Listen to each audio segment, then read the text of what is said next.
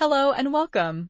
In this video, we will walk through the complete installation process for Matisoft DLP. This will cover both the server-side setup and client installation, along with detailed configuration steps to ensure smooth deployment. This guide is structured in a way that, even if you are not deeply familiar with IT administration, you will be able to follow along and set up Matisoft DLP correctly. Let's get started. So, Matisoft DLP is an on-premise solution. Now, what does that actually mean?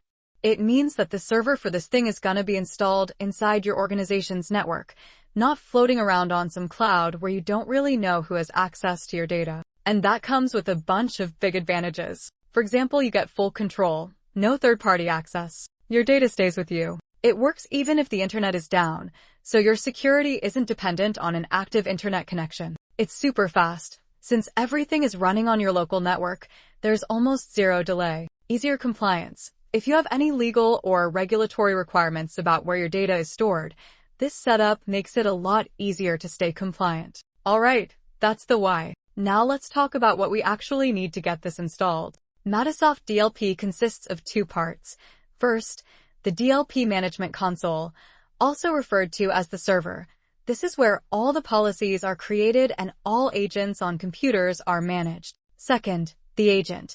This is installed on individual client computers to enforce the policies configured on the Management Console. So, the process starts with setting up the DLP Management Console, and then we'll move on to installing and connecting the agents. Now, to install Matisoft DLP on a network of 100 computers, your server needs to meet certain hardware specifications. If your setup includes more or fewer systems, you can adjust these requirements accordingly. Here's what you'll need.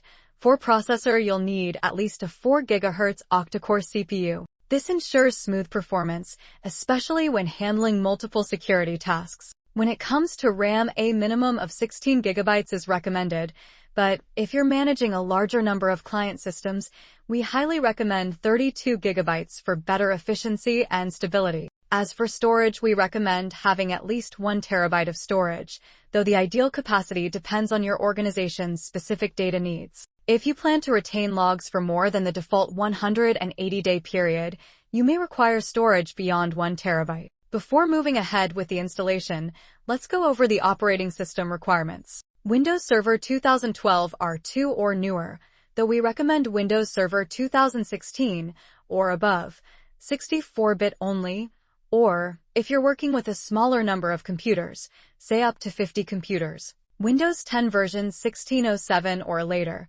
64-bit only will do the job, but if you're managing a larger number of computers, the Windows Server is recommended for better performance. For both Windows 10 and Windows Server, the hardware requirements remain the same. Now that we've covered the operating system requirements, let's talk about an important recommendation. If your organization uses a domain network, it's best to join the computer running the Management Console to the domain. Doing so allows you to deploy agents centrally from the server, making installation and management much more efficient. The Management Console installation process is broadly divided into 5 steps.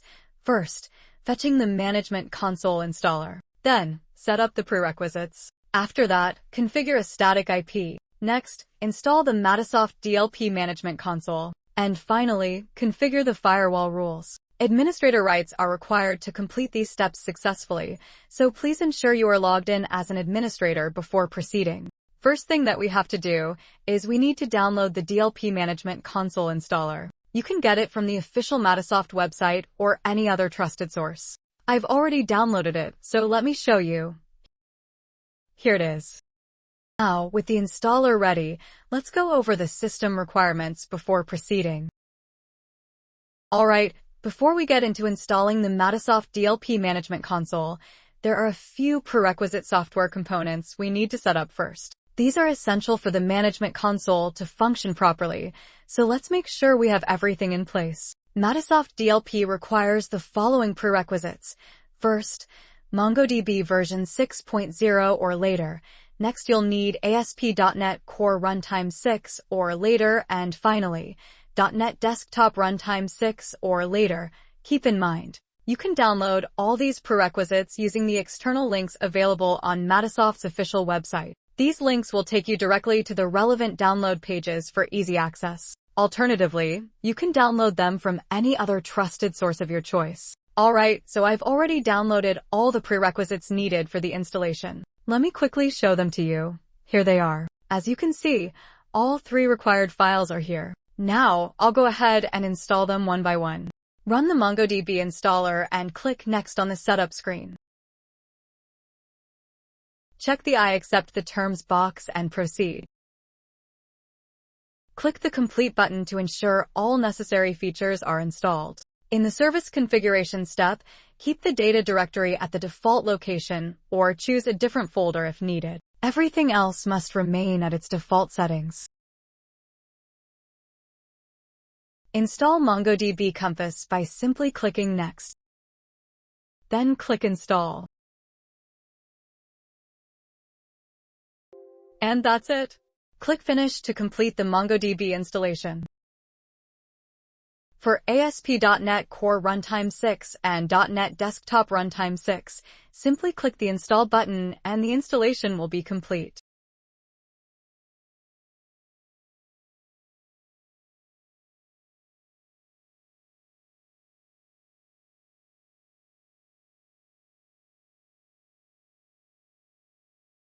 Now, let's cover something essential, configuring a static IP. It's vital that your server is assigned a static IP address to guarantee stable and uninterrupted connectivity for all client computers. Be sure to choose an IP that is unique and doesn't conflict with other devices on the network, as this could lead to connection issues. To set up a static IP on your Windows server, you'll need administrator rights. If you're unsure how to do this, follow these steps. Here's how you do it. Open the control panel. Then click on Network and Internet. Now, click on Network and Sharing Center. Next, on the left panel, click Change Adapter Settings. Here find your active network connection. Right-click on it, and select Properties. Now, scroll through the list, select Internet Protocol version 4, TCP/IPv4. And click Properties. Select Use the following IP address and enter the details. For IP address, choose a private IP. The IP ranges displayed on your screen and enter the appropriate details.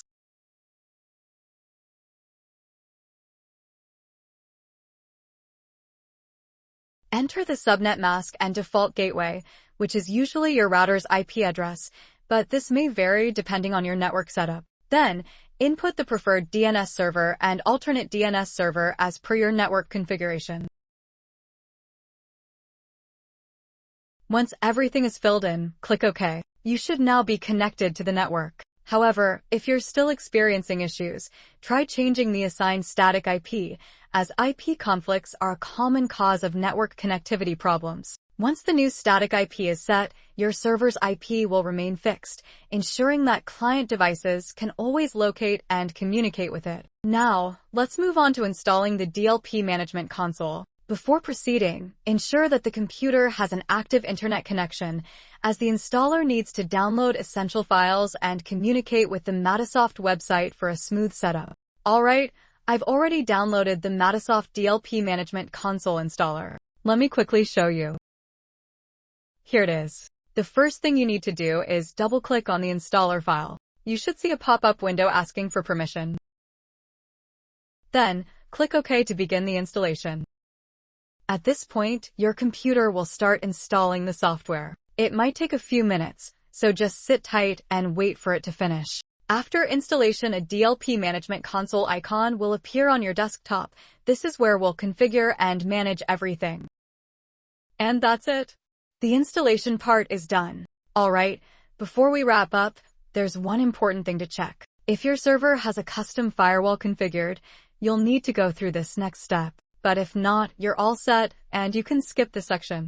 For the management console and agent systems to communicate properly, you need to configure the firewall. If you're using Windows Firewall, then the firewall rules will be created automatically. In case where your organization is using a custom firewall, you'll need to manually allow the management console through it. Here's how to whitelist Matisoft DLP. Right-click the DLP Management Console icon. Select Open File Location. Right-click DLP NCIIPC file. Choose Properties. Go to the Security tab. Copy the object name.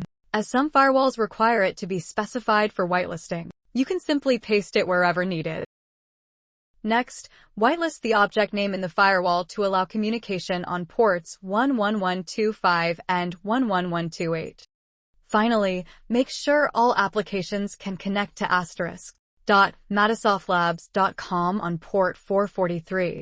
Once this is done, your firewall is set up, and Matisoft DLP can securely communicate with all client devices and Matisoft Cloud Platform. And that's it.